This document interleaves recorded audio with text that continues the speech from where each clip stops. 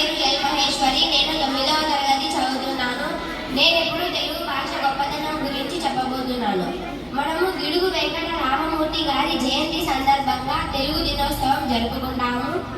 August 29వ తేదీన ఆయన పుట్టినరోజు కాబట్టి ఆయన తెలుగు భాషకు ఎంతగానో కృషి చేశారు. కాబట్టి సంస్కృతంలో ఉన్న భాష తెలుగులో మార్చి అందరూ వాడుక భాషగా మాట్లాడాలి అని ఎన్నో ఉద్యమాలు చేశారు.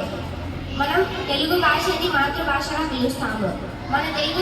మన అమ్మకు ఎంత గౌరవం ఇస్తామో మన తెలుగు భాషకు కూడా అంతే గౌరవం ఇవ్వాలి.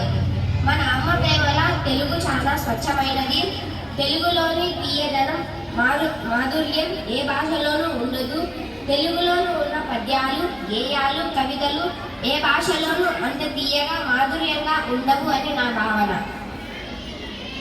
ప్రస్తుతం భారతదేశంలో జరిగిన జనాభా లెక్కల ప్రకారం 82 మిలియన్ల మంది తెలుగు మాట్లాడతారు అని తేలింది.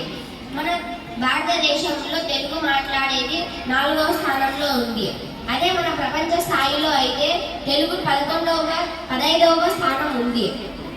మనము తెలుగు భాషకు గౌరవించాలి. మనము తక్కువ చేయకుండా పర్వాలేదు, కానీ మనము ఎప్పుడు ఏ భాషను కూడా తక్కువ చేసి మాట్లాడకూడదు. అందరూ తెలుగు బాగా మాట్లాడాలి, వాటిలో ఉన్న స్వచ్ఛదనం తెలుసుకోవాలి అని ఆయన ఎన్నో ఉద్యమాలు చేశారు. ధన్యవాదాలు.